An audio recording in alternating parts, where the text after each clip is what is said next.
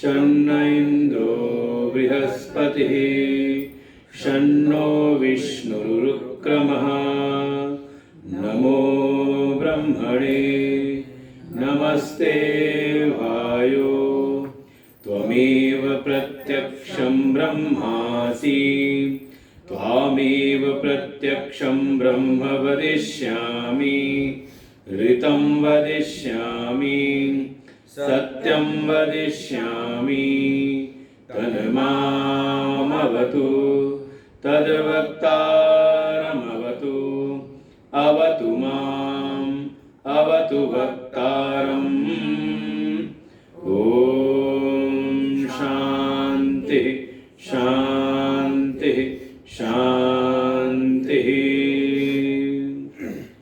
ॐ सहनाववतु सहनौ भुनक्तु सह वीर्यं करवावहै तेजस्विनावधीतमस्तु मा विद्विषावहै ॐ शान्तिः शान्तिः शान्तिः ॐ यश्छन्दसामऋषभो विश्वरूपः छन्दोभ्योऽध्यमिता सम्बभूव समेन्द्रो मेधया शृणोतु अमृतस्य देवधारणो भूयासम् शरीरं मे विचर्षणं जिह्वा मे मधुमत्तमा कर्णाभ्यां भूरिविश्रुवं ब्रह्मणः कोशोऽसि मेधया पिहितः श्रुतं मे गोपाय ॐ शान्तिः शान्तिः शान्तिः ॐ अहं वृक्षस्वरेरिव कीर्तिः पृष्ठं गिरेरिव ऊर्ध्वः पवित्रो वाजिनीव स्वमितमस्मि द्रविणगुं सवर्चसं सुमेधा अमृतोक्षितः इति दिशङ्कोर्वेदानुवचनम् ॐ शान्तिः शान्तिः शान्तिः ॐ पूर्णमदः पूर्णमिदं पूर्णात् पूर्णमुदच्यते पूर्णस्य पूर्णमादाय पूर्णमेवावशिष्यते ॐ शान्तिः शान्तिः शान्तिः ॐ आप्यायन्तु ममाङ्गानि वाक्प्राणचक्षुश्रोत्रमथो बलमिन्द्रियाणि च सर्वाणि सर्वं ब्रह्मोपनिषदम् माहं ब्रह्म निराकुर्याम् मा ब्रह्म निराकरोत् अनिराकरणमस्त्वनिराकरणं मे अस्तु तदात्मनि निरतेय उपनिषत्सु धर्मा ते मयि सन्तु ॐ शान्तिः शान्तिः शान्तिः ॐ वां मे मनसि प्रतिष्ठिता मनो मे वाचि प्रतिष्ठितम् आविर्मयेधि वेदस्य मणिस्थ श्रुतं मे मा प्रहासीरनेनाधीतेनाहोरात्रान् सन्दधाम्यरितं वदिष्यामि सत्यं वदिष्यामि तन्मामवतु तद्वक्तारमवतु अवतु माम् अवतु वक्तारम् अवतु वक्तारम् ॐ शान्तिः शान्तिः शान्तिः ॐ भद्रं नो अपि वातय मनः ॐ शांति शांति शांति। ॐ भद्रं कर्णेभिः शृणुयाम देवाः भद्रं पश्येमाक्षभिर्यजत्राः स्थिरैरङ्गैस्तुष्टुवागुंसस्तनूभिः व्यशेम देवहितं यदायुः। स्वस्ति न इन्द्रो वृद्धश्रवाः स्वस्ति नः पूषा विश्ववेदाः स्वस्ति नस्तारक्षो अरिष्टनेमिः स्वस्ति नो बृहस्पतिर्दधातु। ॐ शान्तिः शान्तिः शान्तिः। ॐ यो ब्रह्माणं विदधाति पूर्वं यो वै वेदांश्च प्रणोति तस्मै तं हदेवम् आत्मबुद्धिप्रकाशं मुमुक्षुर्वै शरणमहं प्रपद्ये। ॐ शान्तिः शान्तिः शान्तिः। ॐ नमो ब्रह्मादिभ्यो ब्रह्मविद्यासम्प्रदायकर्तृभ्यो वंशऋषिभ्यो महद्भ्यो नमो गुरुभ्यः। सर्वोप्लवरहितः प्रज्ञानघन प्रत्यगर्तो ब्रह्मैवाहमस्मि ब्रह्मैवाहमस्मि। नारायणं पद्मभवं वसिष्ठं शक्तिं च तत्पुत्रपराशरं च व्यासं शुकं गौडपदं महान्तं गोविन्दयोगीन्द्रमथास्य शिष्यं श्रीशङ्कराचार्यमथास्य पद्मपादं च हस्तामलकं च शिष्यं तं तोटकं वार्तिककारमन्यान् अस्मद्गुरुन् सन्ततमानतोऽस्मि। सर्ववेदान्तसिद्धान्त गोचरं तमगोचरं गोविन्दं परमानन्दं सद्गुरुं प्रणतोऽस्म्यहम्।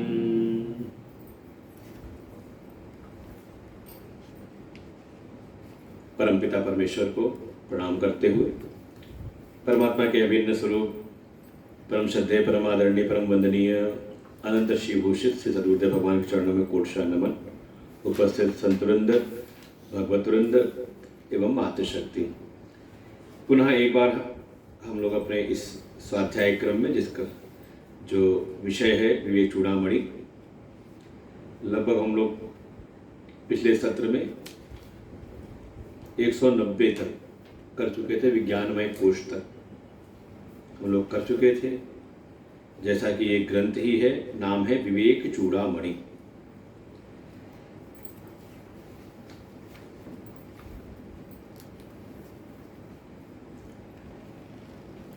जैसे कि जीवन का परम लक्ष्य है मोक्ष की प्राप्ति, परम पुरुषार्थ धर्म अर्थ काम, और परम पुरुषार्थ है मोक्ष की प्राप्ति।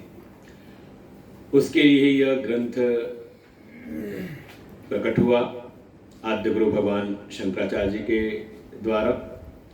जैसे कि उनके हृदय की भावना कि जो भी मोक्ष के प्रमुख प्रस्थान हैं, उपनिषद, श्रीमद् भगवद गीता और ब्रह्मसूत्र, इन प्रस्थानों में जो प्रारंभिक साधक हैं उनका सहज प्रवेश हो सके, इसलिए उन गूढ़ ग्रंथों में प्रवेश के लिए जो भी साधारणतः जो शब्द उसमें प्रयुक्त होते हैं उनके भावों को उनको थोड़ा समझ करके व्यक्ति थोड़ा उन ग्रंथों में जब प्रवेश करता है तो उसको उन ग्रंथों में, उन गूढ़ ग्रंथों में भी उसको फिर सहजता सी होती है।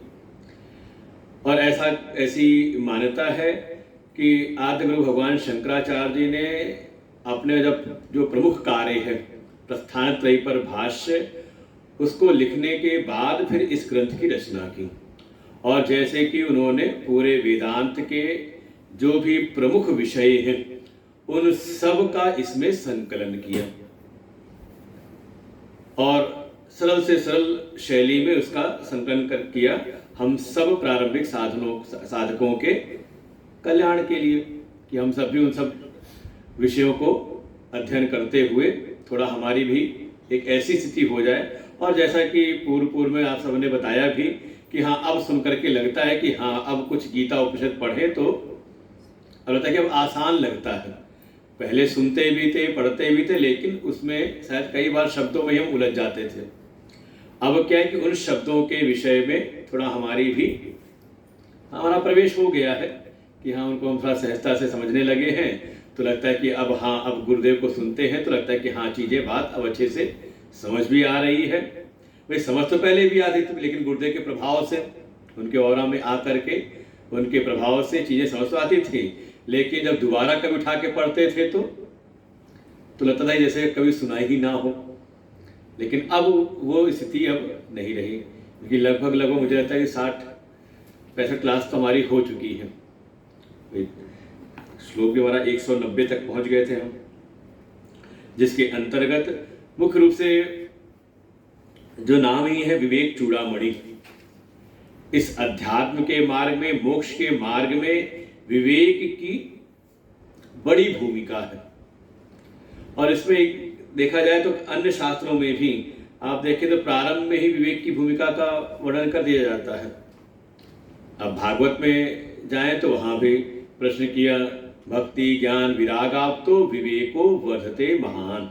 हमारे बुद्धि का, विवेक का वर्धन कैसे हो। और मानस में देखें तो प्रारंभ में वहां भी आ जाएगा, बिनु सत्संग विवेक न होई, राम कृपा बिनु सुलभ न सोई। ऐसी विद्वत पुरुषों की ऐसी मान्यता है कि यदि कोई व्यक्ति ऐसा है जिसमें स्वयं का अपना कोई विवेक है नहीं और साथ ही किसी दूसरे के विवेक पर उसका भरोसा नहीं, मतलब विवेक की ऐसी भूमिका है, ऐसा उसकी आवश्यकता है कि कोई किसी के भीतर स्वयं का अपना विवेक जगा हुआ हो ना, और साथ ही किसी और के विवेक पर उसका भरोसा ना हो, तो ऐसे व्यक्ति का पतन निश्चित है।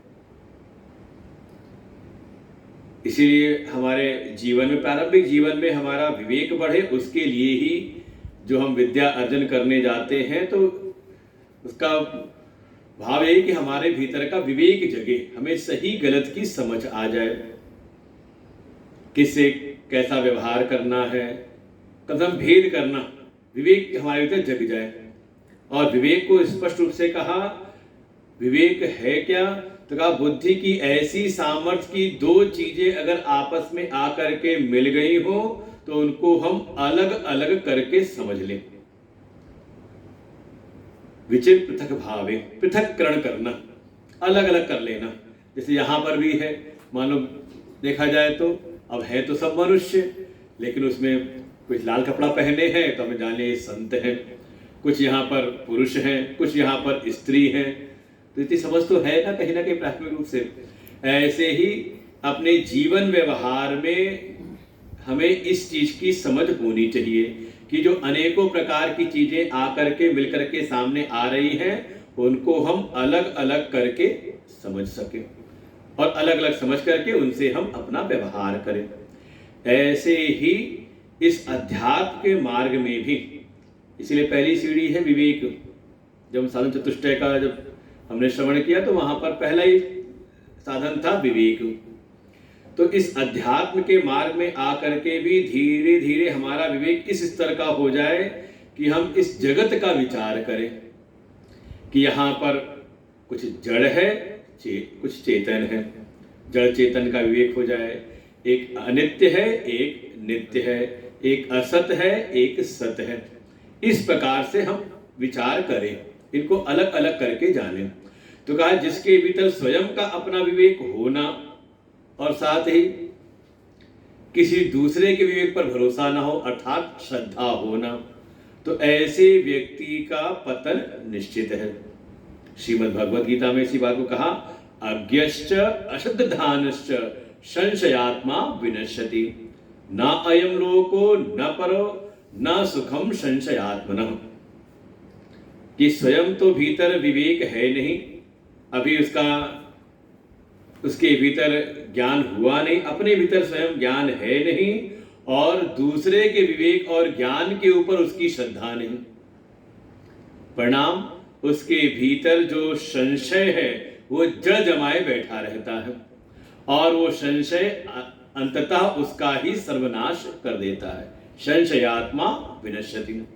और ऐसे संशयाली व्यक्ति को ना तो इस लोक में अर्थात जहां पे रह रहा है ना तो उसको वहां कोई सुख मिलता है, और वो जहां चला जाए अपने संशयालु मन के साथ में उसको वहां पर भी कोई उसको सुख मिलता नहीं। न अयम लोको न परः न सुखम संशयात्मनः। उस संशयालु व्यक्ति को कहीं पर भी सुख आनंद की प्राप्ति उसको होती नहीं, कि उसको शांति मिलती नहीं।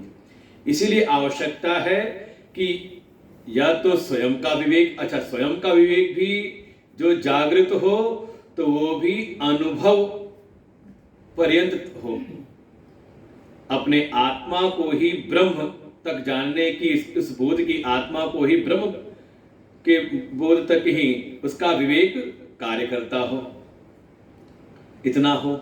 और नहीं तो किसी श्रेष्ठ महापुरुष के विवेक, उनके ज्ञान, उस पर उसकी श्रद्धा हो। तो दो चीजें बहुत महत्वपूर्ण हैं इस अध्यात्म के मार्ग में। और इसमें कोई भी एक चीज अगर देखो, विवेक अपना जागृत है सर्वोत्तम है, लेकिन वो भी वहां तक हो ब्रह्मात्मा के बोध तक, और न हो तो उसमें श्रद्धा सहायक है कि हम किसी सद्गुरु की शरण में रह करके उनके अनुसार हम अपने जीवन में साधन करें। जैसा वो हमारी योग्यता, हमारे अधिकारित्व, हमारी पात्रता के अनुसार हमें उपदेश करते हो, उन उपदेशों के अनुसार हम अपना जीवन वर्तन करें। तो हम वहां तक धीरे धीरे उनके अनुसार साधना करते करते हमारा भी विवेक उनके अनुसार ही हो जाएगा। भाई जैसे कहा कि किसी के मन में धन की चाह हो तो धनाढ्य लोगों का संग करता है, तभी तो उसको पता चलेगा ना कि धन कहाँ से आता है, कैसे उसको उपयोग में लाना है। तो कोई व्यवसायी हो तो बड़े व्यवसायियों के साथ में बैठता उठता है वो, कि थोड़ा उससे उनको कुछ प्रेरणा मिले। जैसे अब मंडप वाले होंगे तो उनकी एक एसोसिएशन होगी, क्या है कि अब मंडप एसोसिएशन उनके साथ बैठे उठेंगे तो कुछ नई बातें हमको जानने को मिलती रहेंगी। माताएं होंगी तो जैसे ही बैठे तो तुरंत चर्चा चल पड़ेगी घर की, ये क्या बनाया, कैसे बनाया, क्यों बनाया। तो कहीं ना कहीं जिस प्रकार की भीतर इच्छा हो तो हमें उस प्रकार के लोगों का संग करना चाहिए। तो अब हमें आवश्यकता है विवेक की, तो हमें परम विवेकी का संग करना चाहिए। फिर इस हिसाब से तो यही कहा, एक तो अच्छा तो ये कि अपना विवेक जगा हो, लेकिन संभावनाएं कम रहती हैं, नहीं है तो हम सदगुरु की शरण में जाएं। इसीलिए जो हमारे आद्य गुरु भगवान शंकराचार्य हैं, उन्होंने जब ग्रंथ का प्रारंभ किया तो सबसे पहले मंगलाचरण में अपने सदगुरु का ही स्मरण किया। गोविंदम परमानंदम सदगुरुम प्रणतोस्मि। हम अपने सदगुरु को प्रणाम करते हैं, जिन सदगुरु की कृपा से हमें उस परम तत्व का अनुभव हुआ जो स्वतः अपने आप नहीं हो सकता, जिसका ज्ञान, जिसका अनुभव अपनी इंद्रियों के द्वारा, अपने स्वयं प्रयास के द्वारा नहीं हो सकता, उस परम तत्व का, इसलिए कहा, उसको कहा कि वो जो अगोचर है वो गोचर हो गया। तो ऐसे उन गुरु की महिमा को उन्होंने स्मरण किया, और स्मरण करके फिर इस अध्यात्म के मार्ग में हम अपने विवेक को कैसे जागृत करें, तो थोड़ा लक्ष्य के प्रति भी थोड़ा हमारे भीतर महत्व बुद्धि बढ़ाई कि ब्रह्मात्मा के बोध को हम पहले समझे तो कि हाँ ये हमारे जीवन का लक्ष्य है, और क्रमशः उसके बारे में वर्णन करते हुए कुछ प्रारंभिक साधनों का वर्णन किया, जिसको कहा साधन चतुष्टय, कि जीवन में 4 साधन होने चाहिए। विवेक, वैराग्य, शम, दम, उपरति, तितिक्षा, श्रद्धा, समाधान, ये 6 संपत्तियां, साधन संपत्तियां हमारे भीतर हो और इन सब के साथ में दृढ़ मुमुक्षा भी हो। मोक्ष की इच्छा भी तो हो। अब मुक्ति की इच्छा हो ही नहीं और उसको हम मोक्ष प्रद ज्ञान प्रदान करें उसको, तो कहेगा ठीक है, अच्छा लगा सुन करके, लेकिन हमारे किस काम का। तो साथ ही कहा मुमुक्षा, 4 साधनों का वर्णन किया और फिर उसके बाद क्रमशः इन साधनों से संयुक्त होकर के तब वो जाए गुरु की शरण में। भाई गुरु शरण में तो रहता ही रहता है, लेकिन जब इन साधनों से संपन्न होकर के गुरु शरणागति में श्रवण करता है तो उसका लाभ विशेष उसके भीतर उत्पन्न होता है। तब जाकर के उसको अनुभव होता है कि वास्तव में इस या ऐसी जिज्ञासाएं भीतर उत्पन्न होती हैं कि ये बंधन क्या है, बंधन कहाँ से हुआ, कैसे हुआ, कहाँ पर स्थित है, कैसे इससे हम मुक्त हों। देखो, हो सकता है प्रारंभ में गुरु जी की शरण में रहे हो तो ये सब बातें मन में नहीं आती थी, लेकिन उनकी शरणागति में रहते हुए, उनसे सुनते हुए धीरे धीरे हमारी साधना आगे बढ़ी और जैसे जैसे जिस मात्रा में हमारे भीतर विवेक, वैराग्य, ये 6 संपत्तियां और मुमुक्षा, ये जैसे जैसे तीव्र होती चली गई, बढ़ती चली गई, तो हमारे विचार की शैली भी बदल जाती है। पहले शायद वही सत्संग सुनते थे तो कुछ फर्क पड़ता नहीं था। हाँ, ये था कि गुरु जी के साथ रह करके अच्छा लगता है। जब सत्संग सुनते हैं तो बड़ा आनंद आता है जितनी देर, उसके बाद और कई बार ऐसा होता है, लोग कहते हैं सत्संग सुन के आज बड़ा मजा आया। हमने कहा क्या सुना आज सत्संग में? कहा वो तो याद नहीं। हाँ, जितनी देर बैठे थे, जब तक बैठे थे तब तक तो सब कुछ समझ में आया, सब कुछ बहुत अच्छा लगा, लेकिन उसके बाद शायद कुछ, और फिर हम दोबारा उसी दुनिया में वैसे जस के तस लग जाते हैं। तो कह सकते हैं वहां पर उस स्थिति में गुरु जी की महिमा है, गुरु जी का एक प्रभाव है, उनका ऑरा है कि उन्होंने जो शास्त्र के विषय थे उनको हमें समझा दिया, हमारी बुद्धि के भीतर वो वृत्तियां उत्पन्न कर दी। लेकिन भीतर उतनी पात्रता, उतनी योग्यता नहीं थी, तो फिर शायद वो उस ज्ञान को जो हम सुनते समय समझ तो गए थे, लेकिन उसको भीतर हम धारण नहीं कर पाए, वो टिका नहीं। जैसे कहा जाता है कि कोई भी श्रेष्ठ चीज अगर आपको रखनी है तो उसके लिए रखने का पात्र भी उसके योग्य होना चाहिए। और एक दृष्टांत बहुत प्रसिद्ध है कि शेरनी का अगर दूध रखना है तो पात्र सोने का होना चाहिए। तो ऐसे ही ये ब्रह्म विद्या है, ये आत्मविद्या है, इसको रखने के लिए भी, इसको धारण करने के लिए भी अंतःकरण परम शुद्ध निर्मल एकाग्र हो, तब ये ब्रह्म विद्या हृदय में टिकती है। तो जैसे जैसे साधन करते हुए हमारे जो भी पारंपरिक साधन थे, धर्म, योग, उपासना, वो सब करते करते, सत्संग को सुनते सुनते हमारे भीतर का विवेक जागृत हुआ, थोड़ा हमारी समझ आई कि हाँ कुछ जड़ है और उन सब जड़ से चेतन आत्मा अलग है। सारे संसार के पदार्थ अनित्य हैं और मैं नित्य हूं। सारे जगत के पदार्थ जो हैं सब असत हैं और मैं सत हूं। ऐसे धीरे धीरे विवेक जागृत हुआ और फिर जो असत, अनित्य और जड़ पदार्थ हैं उनसे थोड़ा वैराग्य भी हुआ। जैसी संसार में पहले एक शोभन बुद्धि बनती थी, जैसा आकर्षण संसार के विषयों में पूर्व में था, अब वैसा आकर्षण उनमें नहीं रहा। अब ज्यादा संसार में राग द्वेष नहीं बनता है, भी अगर आ भी गया तो बहुत देर टिकता नहीं।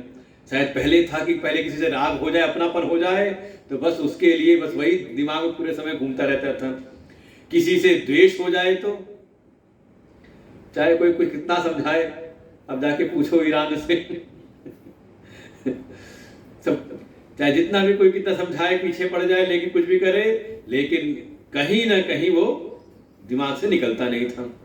अब वैसा राग द्वेष संसार के विषयों में अब रहा नहीं, शिथिल हो गया। देखो धीरे धीरे गांठें ढीली होती हैं और धीरे धीरे वो वैराग्य हुआ, फिर मन भी थोड़ा शांत हुआ, इंद्रियां हमारी शांत हुई। अब ज़्यादा इसमें उथल पुथल नहीं होता, शम दम, थोड़ी सहन शक्ति भी बढ़ गई, तितिक्षा, अनावश्यक कर्मों से हम उपराम होने लगे। पहले लगता था कि क्या क्या ना कर डालें। साधना में भी होता है, साधना में रहता है कि कभी ये कर लें कभी वो कर लें, किसी एक चीज में टिकते नहीं थे। धीरे धीरे उपरामता हुई, अनावश्यक कर्मों से तितिक्षा बढ़ी, फिर अपने शास्त्र और गुरु वचनों पर विश्वास।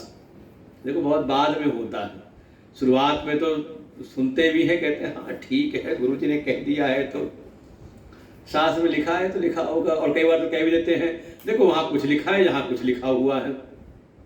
समझने का प्रयास नहीं होता, लेकिन हम कहीं ना कहीं शास्त्र के ऊपर उस समय संदेह तो कर रहे थे कि वहां कोई और बात लिखी हुई है, यहाँ कोई और बात लिखी हुई है, दोनों में आपस में विरोध है। तो कुछ समय रहता है खूब, लेकिन धीरे धीरे साधना करते करते हमारी जो भीतर जो है एक श्रद्धा बढ़ती है कि शायद हमारी समझ में कमी है, अपनी समझ को हमें ठीक करना है। शास्त्र, सदगुरु कहा, इसमें किसी प्रकार का कोई संशय नहीं है। उन्होंने जो कहा है वो वास्तव में हमारे कल्याण के लिए ही। अगर कहीं सुधार की आवश्यकता है तो वो है अपने भीतर। देखो शुरुआती दौर में हम अपने आप को बदलना नहीं चाहते, हमें लगता है हम जैसे हैं कोई हम कम है क्या। लेकिन सुनते सुनते सत्संग का प्रभाव ऐसा आता है, जीवन में स्वतः ही परिवर्तन होने लगता है। कारण बनता है केवल एक श्रद्धा, दृढ़ विश्वास। शास्त्रेषु गुरुवाक्येषु शास्त्रस्य गुरुवाक्यस्य, अलग अलग शास्त्र में अलग अलग परिभाषाएं हैं। विचूड़ामणि में है शास्त्रस्य गुरुवाक्यस्य सत्य बुद्ध्या अवधारयित, सा श्रद्धा कथायर्था यया वस्तु उपलब्ध है। कि शास्त्र वचनों पर और गुरु वचनों पर सत्य बुद्धि कि ये परम सत्य है। और जब ऐसी बुद्धि भीतर धारण होती है, ऐसा ये गुण आता है, श्रद्धा भीतर उत्पन्न होती है, तो जो हम अपनी समझ से नहीं प्राप्त कर पा रहे थे वो परम तत्व हमें उपलब्ध हो जाता है, हम समझ में आ जाता है, धारण हो जाता है। और धीरे धीरे एक और है चित्त की एकाग्रता, समाधान। ऐसे क्रमशः ये साधन भीतर उत्पन्न होते हैं और मोक्षा भी हमारी दृढ़ होती है। और ऐसे जब हम सद्गुरु शरण में रहते हुए विचार करते हैं तो मन के भीतर कुछ विषय हमारे समझ में आना शुरू होते हैं। जैसा कि इस ग्रंथ में भी शरणागत जो शिष्य है गुरु की शरण में जाकर के पूछता है, को नाम बंध कथमेश आगतः कथम प्रतिष्ठा अस्य, कि ये बंधन क्या है, ये कहाँ से आ गया, ये कैसे होता है, कहाँ ये स्थित है, कैसे इससे मुक्ति होगी, आत्मा क्या है, अनात्मा क्या है। ऐसे एक एक करके उसने कई सारे प्रश्न पूछे और ऐसे शरणागत योग्य शिष्य को फिर जो आचार्य हैं, सद्गुरु हैं, वो उपदेश करते हैं। जैसे कि आद्य गुरु भगवान शंकराचार्य फिर क्रमशः एक एक विषय उठाए। उन विषयों में सबसे पहले अनात्म पदार्थों का वर्णन किया कि पहले अनात्मा को जानो, कि जो कुछ भी परिवर्तनशील है, ये बात तो निश्चय कम से कम बुद्धि में होना चाहिए कि जो कुछ भी परिवर्तनशील है वो मैं नहीं हूं। जो कुछ भी आप यह की श्रेणी में, इदम की श्रेणी में कर देते हैं वो मैं नहीं हो सकता, लेकिन हुआ पड़ा हुआ है। बिल्कुल जो मैं नहीं हूं उसमें ही हमने अपना आत्मभाव कर लिया है। तो जो जो मैं नहीं हूं, जो आत्मा नहीं बल्कि अनात्मा है, आचार्य क्रमशः अब उसको बताते हैं, जिसमें सबसे पहले 3 प्रकार के शरीरों का वर्णन किया कि शरीर 3 प्रकार के होते हैं। कौन कौन से हैं? तो कहा ऊपर का जो एक कवर दिखाई दे रहा है, ढांचा दिखाई दे रहा है, इसको कहा स्थूल शरीर, जो 7 धातुओं से अस्थि, मांस, मेद, मज्जा, रक्त इत्यादि के द्वारा जो बना हुआ है, ये है स्थूल शरीर। ये स्थूल शरीर में भी विकार आते रहते हैं, कभी ये नहीं था, व्यक्त हुआ और फिर एक समय फिर अव्यक्त हो जाता है। तो जिसमें विकार हो रहे हैं वो स्थूल शरीर मैं नहीं बल्कि इससे मैं अलग हूँ।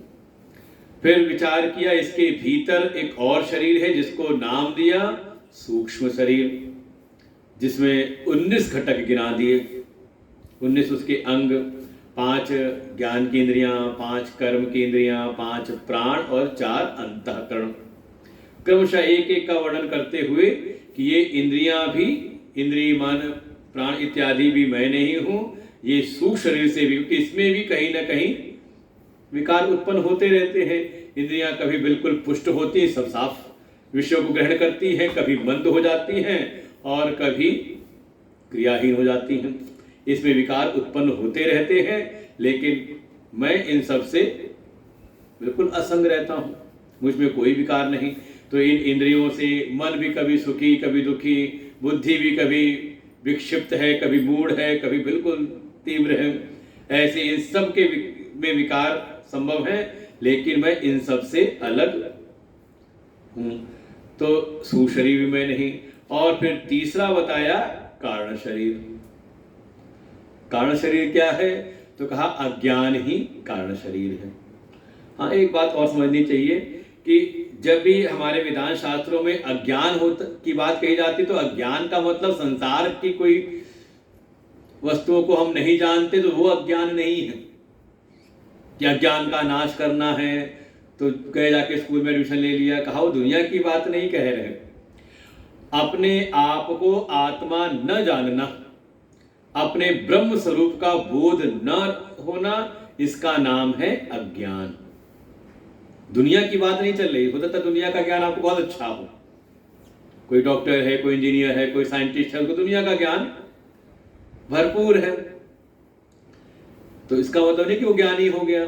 यहां जब ज्ञानी और अज्ञानी की बात हो रही है तो यहां पर कहने का तात्पर्य है कि वो अपने आत्म स्वरूप को जानता कि नहीं जानता, आत्मा ही ब्रह्म है, इसका उसको अनुभव है कि नहीं है। तो वास्तव में अपने पूर्ण आत्म स्वरूप का ज्ञान है नहीं, उस ज्ञान का अभाव तो हो गया अज्ञान। और जैसे ही अपने अपने भीतर अपनी पूर्णता का, अपनी नित्यता का अनुभव है नहीं, ज्ञान हुआ नहीं, तो भीतर कहीं ना कहीं अपूर्णता का भाव, और फिर वो पूर्णता का अनुभव हो जाता है संसार के विषयों में। संसार के विषयों में ही कहीं ना कहीं शोभनता का भाव बनता है, और फिर उन विषयों को प्राप्त करने की इच्छा, कामना, फिर कामना के प्रभाव से फिर किसी न किसी प्रयास में कर्म में हम लग जाते हैं। तो भीतर ये जो अविद्या है, अपने आत्म स्वरूप का जो अज्ञान है, यही फिर हमें संसार में लेकर के जाती है। अविद्या, काम, कर्म, इस प्रकार से ये क्रम बन जाता है। तो ये जो भीतर अज्ञान है, इसी का नाम है कारण शरीर। जब तक ये कारण है तो नाम ही है कारण, तो ये आगे वाले 2 शरीरों का कारण बनता रहता है। इस और इसीलिए इसका नाम है कैसा? तो उसके गुण बताए थे, अनादि है, अविद्या रूप है, अनिर्वचनीय है। इसको कैसा है, इसको आप बताना बड़ा मुश्किल है। सत है कि असत है, कि सत असत दोनों है, कहना मुश्किल है। इसलिए कहा अनिर्वचनीय, इसका निर्वचन नहीं किया जा सकता। हाँ, जब तक ये कारण है तब तक आपको ये दोनों शरीर आपको प्राप्त होते रहेंगे, शरीरों में आपका संसरण होता रहेगा। इसलिए मूल ये है। तो अब तीनों शरीरों की अवस्था भी बता दी। जो स्थूल शरीर है, इसकी भूमिका रहती है जागृत अवस्था में, बिल्कुल दिखाई देता, अपना उसका प्रभाव दिखाई देता है। फिर जो सूक्ष्म शरीर है, उसका प्रभाव उतना जागृत अवस्था में अनुभव नहीं होता, लेकिन स्वप्न अवस्था में समझ लो इसकी मुख्य भूमिका रहती है। वहां स्वप्न अवस्था में जो कुछ भी विषय प्रपंच प्रकट हो रहे हैं, उसमें ये सूक्ष्म शरीर ही कार्य करता है। और जब हम चले जाते हैं गहन सुषुप्ति में, तो ये सारा जो स्थूल सूक्ष्म प्रपंच सब बीज रूप आकर के कारण शरीर में ही लीन रहता है, अज्ञान में ही लीन रहता है। इसलिए हमें सुषुप्ति अवस्था में कुछ भी अनुभव नहीं होता। जब सो करके उठते तब हमें लगता है हाँ, हमने कुछ भी नहीं जाना, बिल्कुल बस एक ही था कि बड़ी शांति से हम सो रहे थे। सुखेन मया निद्रान भूयात्, कि सुखपूर्वक हमने निद्रा का अनुभव किया। तो 3 शरीर, स्थूल, सूक्ष्म, कारण, इनकी 3 अवस्थाएं, जागृत, स्वप्न और सुषुप्ति, ऐसे क्रमशः वर्णन करते हुए फिर कुछ आत्मा का संकेत किया। आत्मा है क्या, इनसे पृथक है तो आत्मा है क्या, उसका भी वर्णन किया बीच में। और फिर पुनः और फिर इसके साथ ही माया का, माया के 3 गुणों का, ये सब वर्णन विस्तार से हम सबने पीछे अध्ययन किया। साथ ही बीच में अध्यास का वर्णन कर दिया कि जो मैं नहीं हूं उसमें ही आत्मभाव हो जाता है, इसका कारण है अध्यास। हेतु बनती है माया, जिसकी 2 शक्तियां हैं, आवरण और विक्षेप। ये सब क्रमशः हमने पीछे अध्ययन किया। अब आगे अनात्माओं में ही एक प्रसंग, एक प्रक्रिया है पंचकोश विवेक। 5 कोश, जैसे हमने 3 शरीरों का विचार किया, विवेक किया, ऐसे ही पंचकोश का हम करें विवेक। पंचकोशों के आधार पर हम इनका विचार करते हुए उससे अपनी आत्मा को हम पृथक जाने। तो वो विषय भी चला, जिसमें सबसे पहला है अन्नमय कोश। तो समझ लें स्थूल शरीर ही अन्नमय कोश है, जो अन्न के द्वारा उत्पन्न होता है, अन्न से ही उसका वर्धन वृद्धि होती है और अंततः अन्न रूप पृथ्वी में ही जाकर के वो लीन हो जाता है। कौन सा है? कहा ये स्थूल शरीर, इसी को कहा अन्नमय कोश, खोल के रूप में है। ये जो बाहर का शरीर है ये एक कोश है अन्नमय। इसके भीतर है फिर दूसरा प्राणमय कोश। ये जो 5 प्राण हैं इनसे संयुक्त और कर्मेंद्रियों से युक्त, उसको कहा अंदर प्राणमय कोश है, जिसका गुणधर्म बताया भूख प्यास इत्यादि होती हूँ। तो प्राणमय कोश 5 प्राणों और 5 कर्मेंद्रियों से संयुक्त होकर के बनता है प्राणमय कोश का। इसको भी संचालित करने वाला भीतर है इसके अंतरतम मनोमय कोश, मन और 5 ज्ञान इंद्रियों से संयुक्त होकर के जो इस प्राणमय कोश को संचालित करता है। प्राणमय कोश के द्वारा अन्नमय कोश संचालित होता है। तो लगता है कि मनोमय कोश ही उसका आत्मा है, तो कहा नहीं, मनोमय जो कोश है ये भी कहीं ना कहीं नियंत्रित होता है। इसके भीतर एक कोश है विज्ञानमय कोश, जो बुद्धि और 5 ज्ञान इंद्रियों से संयुक्त होकर के स्थित रहता है। और फिर पिछली बार इसका वर्णन किया था, सबसे मुख्य इसका लक्षण यही है, ये जो भीतर कर्तृत्व भाव रहता है, अहम भाव रहता है कि हाँ मैं करने वाला हूं, कहा ये विज्ञानमय कोश। तो यहां तक लगभग हम लोग पहुंच चुके थे, पढ़ चुके थे। अगला रह गया था कोश आनंदमय कोश। लेकिन जैसे कारण शरीर, तीनों शरीरों में कारण शरीर समझना थोड़ा मुश्किल है, तो ऐसे आनंदमय कोश को भी थोड़ा समझना कठिन है। तो थोड़ा उसमें प्रवेश हमारा हो तो पहले कुछ और प्रसंग को हमारे आद्य गुरु भगवान शंकराचार्य उठाते हैं, उसके बाद आएगा आनंदमय कोश। तो बीच में ही प्रसंग उठाया कि ये जो अभी ये कोश, क्योंकि ये जो कोश है कहीं ना कहीं इसको हम समझ पाते हैं आसानी से, लगता है कि हाँ ऐसा एक है कि हाँ ये अन्नमय कोश है, फिर प्राणमय, इसी अनुभव में आते हैं। लेकिन आनंदमय कोश ऐसा है कि उसको आप उस प्रकार से समझना थोड़ा कठिन है। तो आगे का ये जितनी उपाधियां हैं, इससे आत्मा किस प्रकार से असंग है तो उसको उठाते हैं। तो 191 जिन पे ना हो तो ग्रंथ रखे हुए थे, यहाँ पर ले आए थे, आगे रखे हुए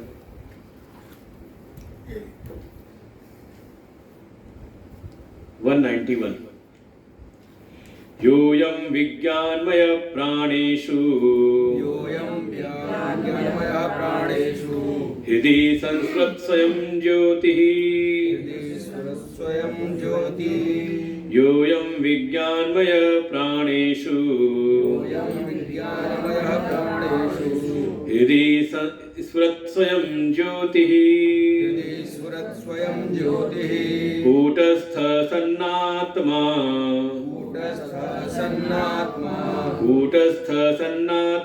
कर्ता भोक्ता भवत् भवत्युपाधिस्थः भोक्ता भवत्युपाधिस्थः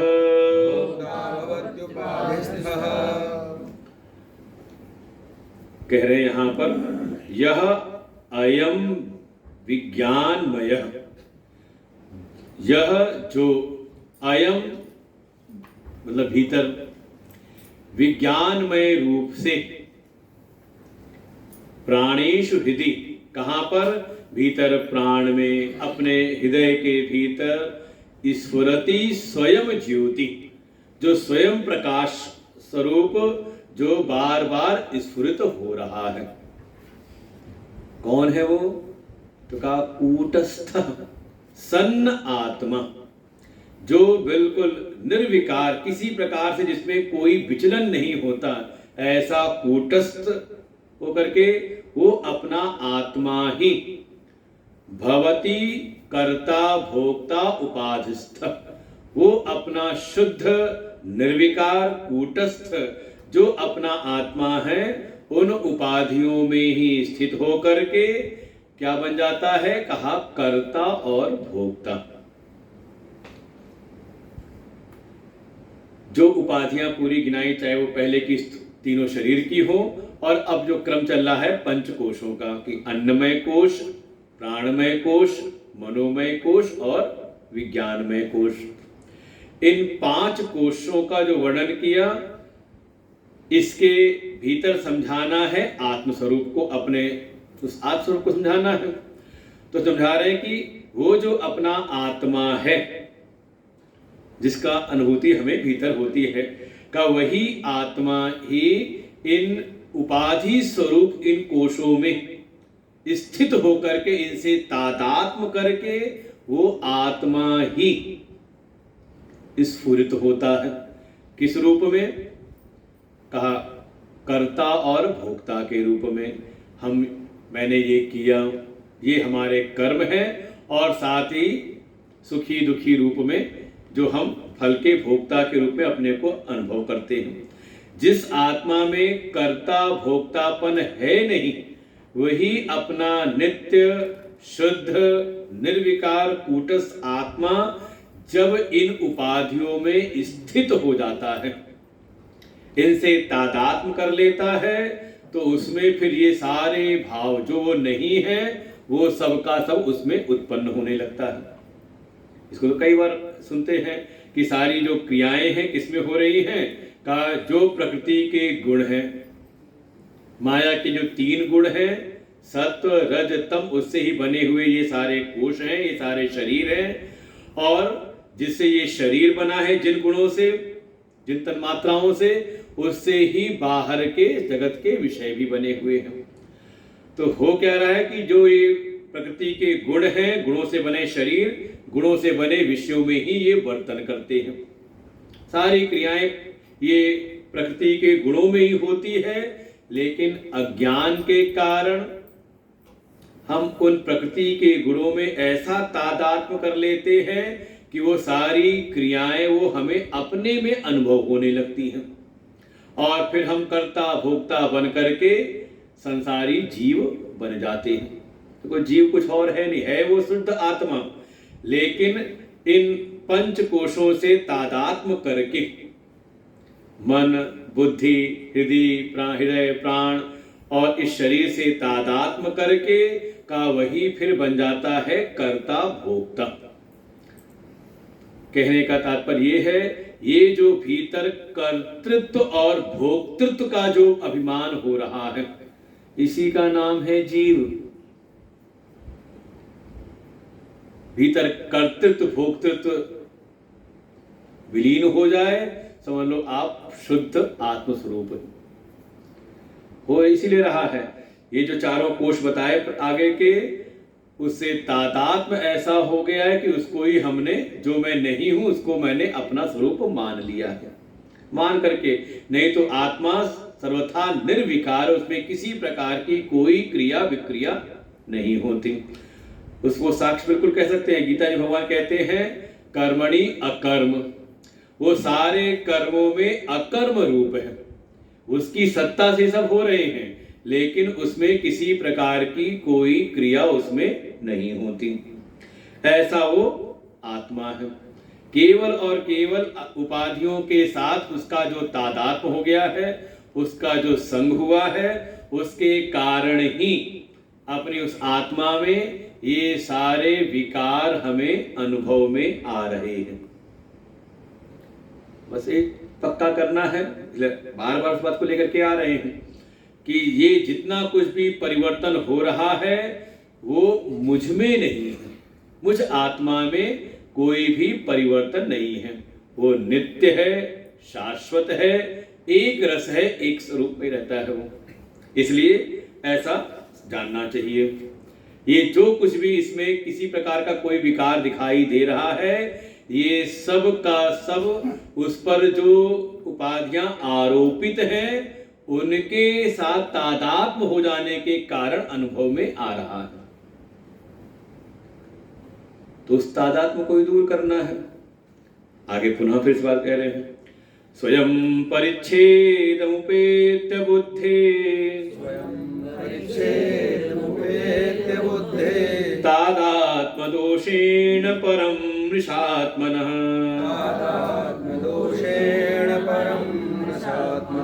सर्वात्मकः सन्नपि वीक्षते स्वयं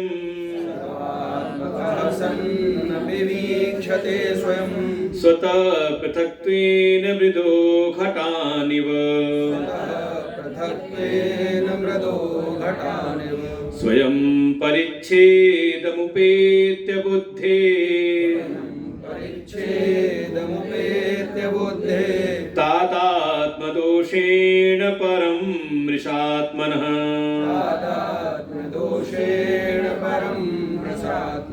सर्वात्मकः सन्नपि वीक्षते स्वयं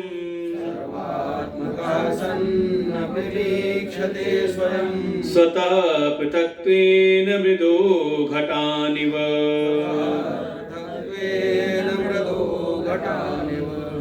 इसको नीचे वाली पंक्ति से पकड़े, स्वतः पृथक्त्वेन मृदो घटान इव। जिस प्रकार से मिट्टी से उत्पन्न हुआ घड़ा और वो उत्पन्न हुआ घड़ा अपने आप को मिट्टी से अलग समझता है। भाई हम गए कुम्हार के यहाँ, तो वहां जो मूल्यांकन हो रहा है किसका हो रहा है? भाई हमारी दृष्टि में हम देख रहे हैं कि हाँ वो हमने एक पात्र लिया, घड़ा लिया, लेकिन कुम्हार की दृष्टि से क्या है? वो का मिट्टी ही है। वो कह दे कि हाँ आपने मूल्य दिया, वो कह दे ठीक है अब अपना घड़ा ले जाओ, मिट्टी लेकर के मत आओ। तो ऐसा संभव है नहीं। जैसे बिल्कुल इस व्यवहारिक जगत में देखें कि मिट्टी से ही उत्पन्न हुआ है घड़ा, मिट्टी उसका कारण, तो मिट्टी घड़ा जो घड़ा है वो मिट्टी मात्र ही है वो मिट्टी ही। लेकिन व्यवहारिक जगत में जो सामान्य मिट्टी है और जो घड़ा है, घड़ा रूप मिट्टी है, वो बिल्कुल अलग अलग हो जाते हैं। अलग ही तो व्यवहार होता है कि सब एक जैसे रखते हो, का बिल्कुल अलग लगता है। का उसी प्रकार से सर्वात्मकः सन, जो सर्व आत्म स्वरूप है, अर्थात जिसमें किसी प्रकार का कोई भेद नहीं है, जिसमें किसी प्रकार की कोई भिन्नता नहीं है, जो सर्वात्मक है, सर्व में सर्व आत्म से विद्यमान है, होते हुए भी वीक्षते स्वयं, वो स्वयं अपने आप को देखता है। स्वयं स्वतः, स्वयं ही अपने को अपने आप से ही वो सबसे अलग अलग अपने को देखता है। जैसे मिट्टी से बना जो घड़ा है, घड़ा अपने को मिट्टी से अलग देखता है, ऐसे ही ये जो आत्मा है, जो सर्व आत्मा है, एक ही है, लेकिन वो अपने आप को स्वतः खुद ही अपने आप से वो को अलग अलग देखता है। उसमें भिन्नताएं, भेद उत्पन्न हो जाते हैं। कारण कैसे हुआ? का स्वयं परिच्छेद उपेत बुद्धि, कि स्वयं ही जो ये शरीर आदि की उपाधियों की जो सीमाएं हैं उसको अपनी मान करके,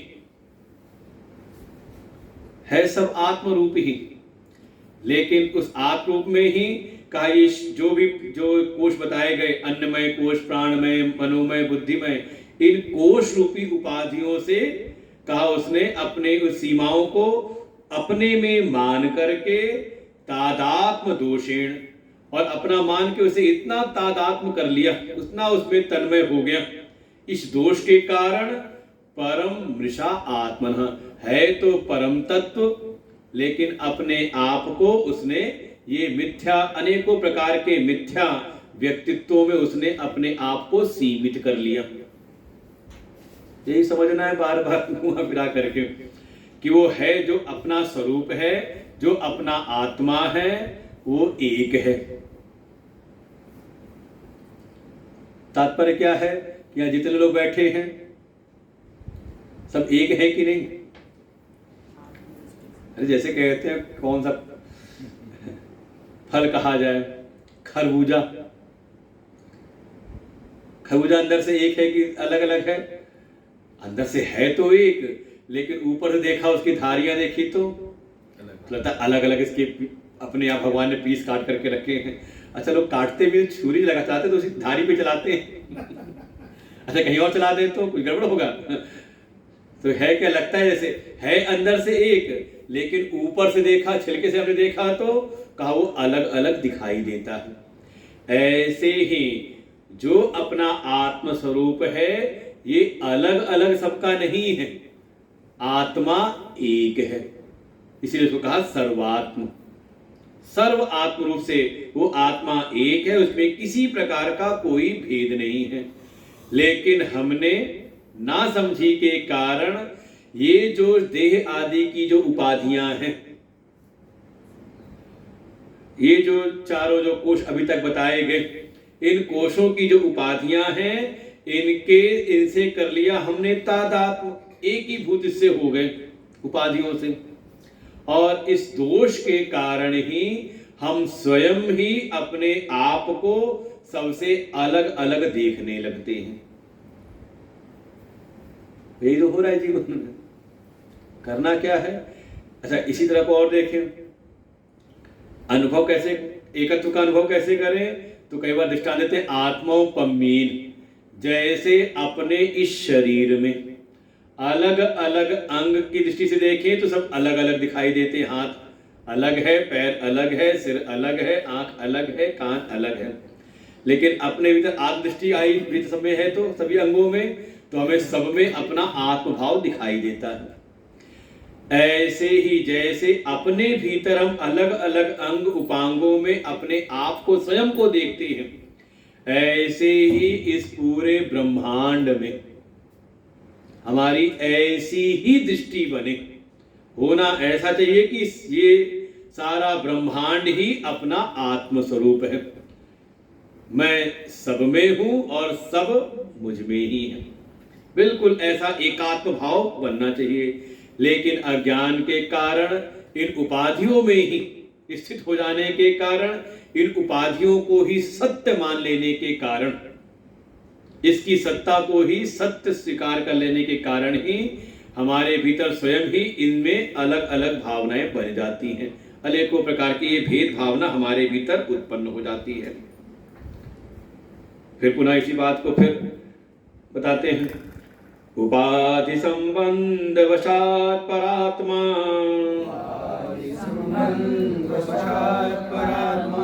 उपाधि धर्मान अनुभाति तद्गुणः, अयो विकारान विकारवह्निवत्,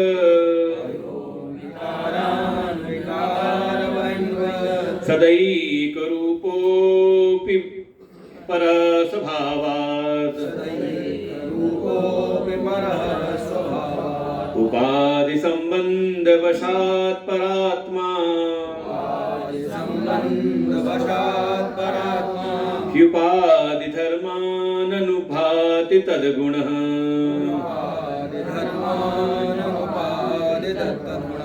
अयो विकारान विकारिवन्निवत्,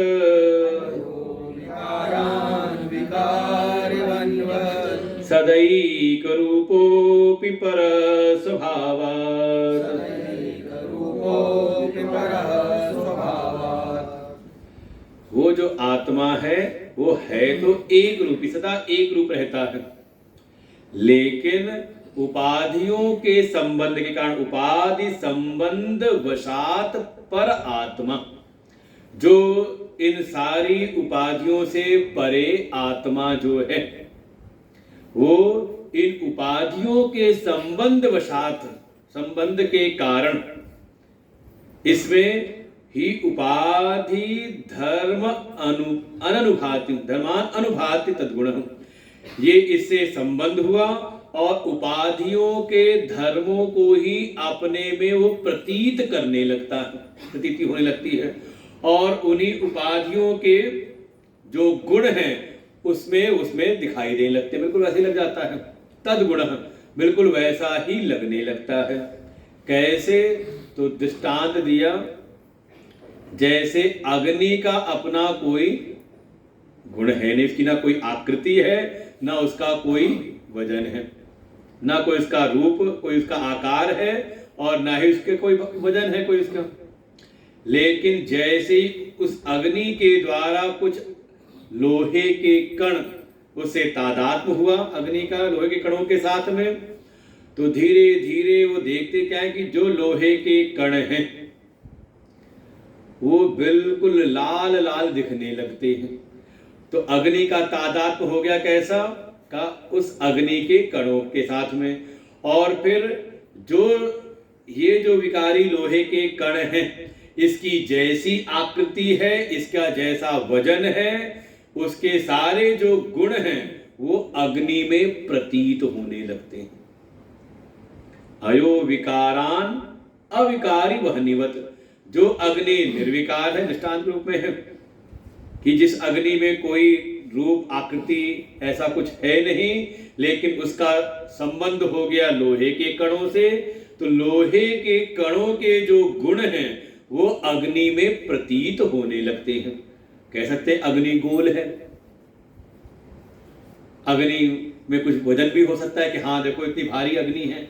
जैसे उन विकारी लोहे के गुणधर्म उस निर्विकार अग्नि में प्रतीत होने लगते हैं, ऐसे ही जो सदा एक रूप है, निर्विकार है, उस परम आत्मा में इन उपाधियों के सारे गुणधर्म उसमें प्रतीत होने लगते हैं। ऐसे आत्मा का जन्म मरण है नहीं, लेकिन उपाधि से संबंध हुआ, कौन सी? कहा अन्नमय कोश से। तो लगता है कि आत्मा का जन्म हुआ, आत्मा का मरण। तादात्म्य हुआ प्राणमय कोश से, तो उस आत्मा में कोई भूख प्यास है नहीं, लेकिन प्राण के जो गुण धर्म है उस आत्मा में प्रतीत हो गए, आरोपित हो गए। तो लगता है कि हाँ आत्मा को मैं भूखा हूं, मैं प्यासा हूं। ऐसे ही आत्मा जो निर्विकार है उसका तादात्म्य हुआ मनोमय कोश से, तो जो मन के गुण धर्म है, सुखी दुखी, वो आरोपित हो जाते हैं अपनी आत्मा में। तो हो गया मन में भाव आया, मैं सुखी, मैं दुखी। ऐसे ही जो विज्ञान में कोश की उपाधि से तादात्म्य हुआ, तो विज्ञान में कोश के जो गुण धर्म है, लगता है बिल्कुल सब समझ में आ गया, मैं बहुत बुद्धिमान हूं, मैं मूढ़ हूं।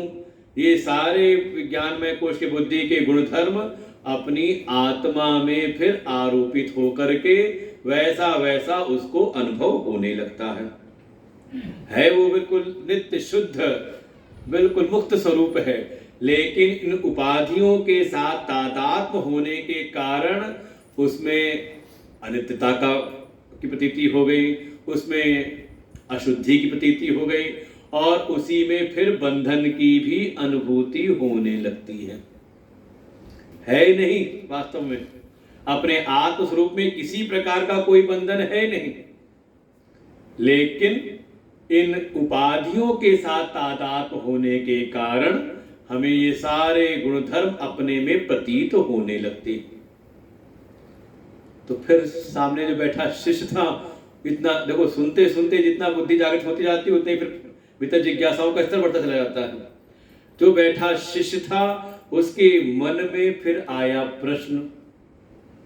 कैसा प्रश्न? कि ये जो तादात्म्य है ये तो अनादिकाल से चला आ रहा है, और जो अनादि है उसका तो अंत होगा नहीं, तो फिर तो बंधन बना रहेगा।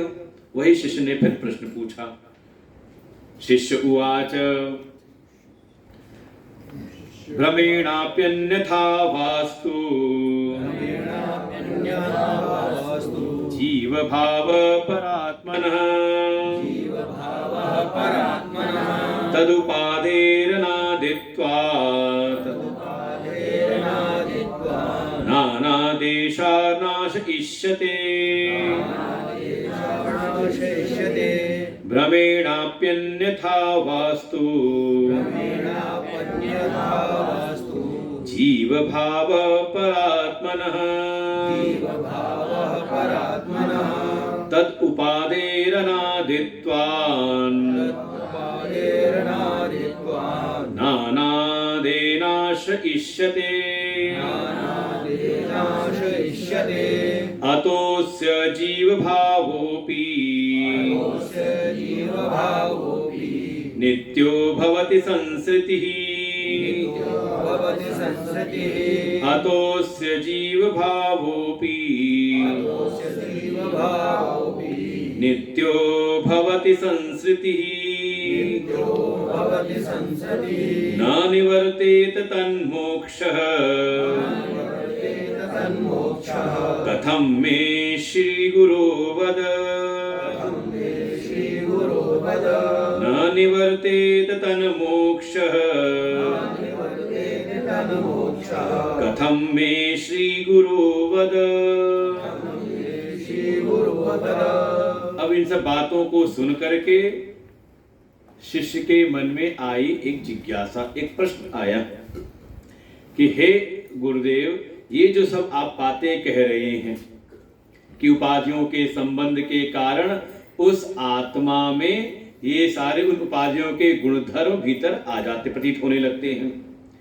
तो शिष्य ने कहा कि भ्रमेण अपि वा अन्यथा अस्तु, चाहे वो किसी भ्रम के कारण हो, नासमझ के कारण हो, या किसी अन्य कारण से हो। क्या चीज? परात्मनः जीव भाव।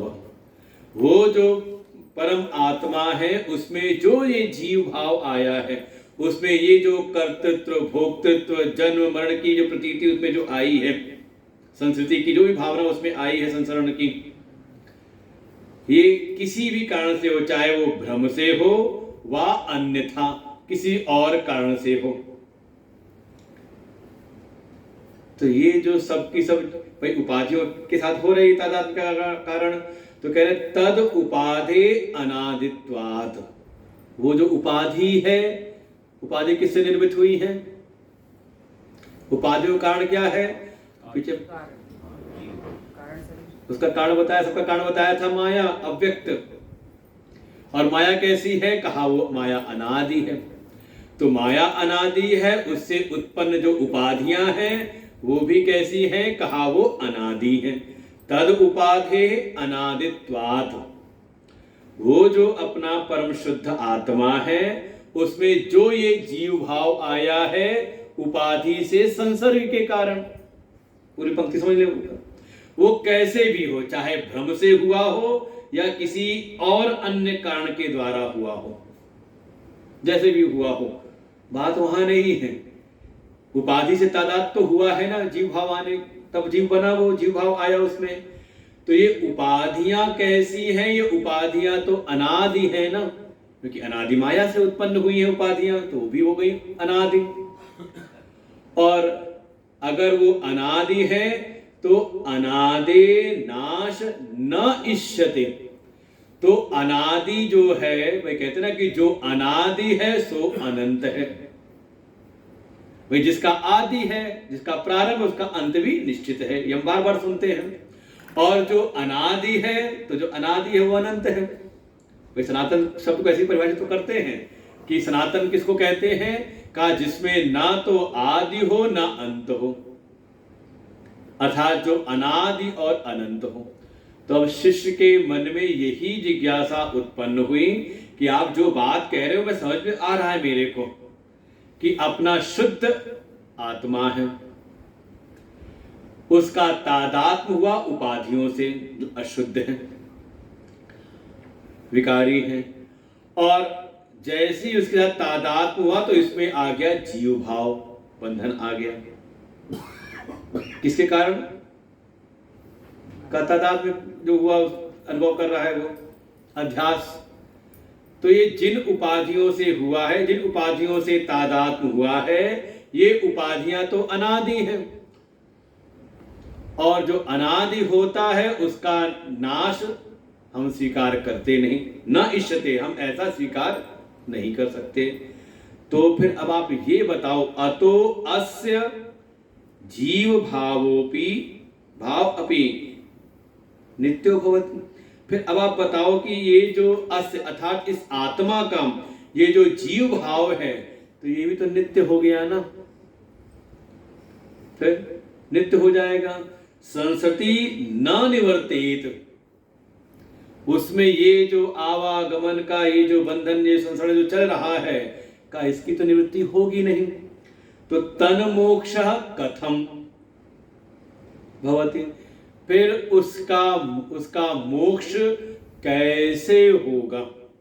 श्री गुरु वद में, हे अनंत श्री भूषित सदगुरुदेव भगवान, अब आप यही बताओ फिर उसकी मुक्ति कैसे होगी?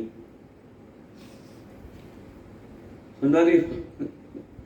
जो सब बातें सुनी उसने, उसने मान लिया कि हाँ ये तादात्म्य के कारण एक है, आत्मा शुद्ध है, उसमें किसी प्रकार का कोई विकार नहीं, कोई उसमें बंधन नहीं, नित्य शुद्ध बुद्ध है, मुक्त स्वरूप है। और उसमें ये जो कुछ भी बंधन हो रहा है, जो बताया गया कि जितने कुछ अनात्मा है, अनात्मा के तादात्म्य के कारण, उन अनात्म पदार्थों से तादात्म्य के कारण ही इसमें कर्तृत्व, भोक्तृत्व, कर्ता, भोक्तापन सब आया, जिसके कारण इसको जीव भाव मिला। तो ये उपाधियों से तादात्म्य कारण जीव भाव में आया, और ये उपाधियां जो हैं, ये उपाधियां हैं अनादि, और अनादि का हम अंत स्वीकार कर नहीं सकते, तो इसका अंत भी नहीं होगा उपाधियों का। तो उपाधियां हमेशा रहेंगी, तो इससे तादात्म्य होता रहेगा, और सदैव इसको जीव भाव की प्राप्ति होती रहेगी। तो इसकी मुक्ति कैसे होगी? फिर वो जो हम मुक्ति को लेके चले थे कि हाँ मोक्ष की प्राप्ति करनी है, धर्म अर्थ काम और परम पुरुषार्थ है मोक्ष, तो फिर मोक्ष कैसे हो, कैसे इसका संभव होगा? अब आप मुझको इस बात को समझाइए। तो अब जो आचार्य हैं, गुरु हैं, उस विषय को घाटित करते हैं। तो हम लोग कल सुनते हैं, आज यहीं पर विश्राम लेते हैं। मुख्य रूप से ध्यान यही रखना है कि विवेक की प्रधान भूमिका है अपने इस आत्म कल्याण के मार्ग में। वो विवेक स्वतः प्रकट हो जाए, कैसे मान सकते हैं, जन जन्मांतर के साधना के परिणाम स्वरूप स्वतः हो जाए, लेकिन वो विवेक भी हो ब्रह्मात्मैक के बोध पर्यंत, वहां तक उसकी गति हो, तब तो ठीक है। लेकिन स्वयं भीतर विवेक होना, और फिर किसी अन्य सिद्ध महापुरुष, सिद्ध विवेकी महापुरुष की पर हमारा विश्वास ना हो, अर्थात श्रद्धा ना हो, तो फिर पतन अवश्यम भावी है। आवश्यकता तो यही है कि हमारे विवेक का वर्धन हो, और इसमें सहायक बनती, सहयोगी बनती है श्रद्धा। जैसे संसार में किसी वस्तु की इच्छा हो, तो उस वस्तु से संयुक्त समृद्ध व्यक्ति का हम संग करते हैं। तो ऐसे ही थोड़ा विवेक तो हमारा जागृत है, धीरे धीरे हो गया, होता जा रहा है, विवेक जागृत है, लेकिन अभी हमें इसको उस सीमा तक लेकर के जाना है। कहां तक? का ब्रह्मात्मैक के बोध तक। तो आवश्यकता है कि जो उस स्थिति में स्थित हैं, हम उनका संग करें, उनकी शरण में रहें, उन पर अपनी श्रद्धा को बनाए रखें, तो कल्याण हमारा संभव हो जाता है। इसीलिए विवेक चूड़ामणि ग्रंथ में मुख्य रूप से विवेक पर बहुत प्रधान जोर दिया गया है। विवेक की परम आवश्यकता है, और उसके लिए फिर कैसे हमारा विवेक जागृत हो, उसका तो मुख्य साधन बता ही दिया गोस्वामी जी ने, बिनु सत्संग विवेक ना होई, इसलिए निरंतर सत्संग स्वाध्याय चलते रहना चाहिए। और उसमें हमारा ये जो आयोजन है बहुत ही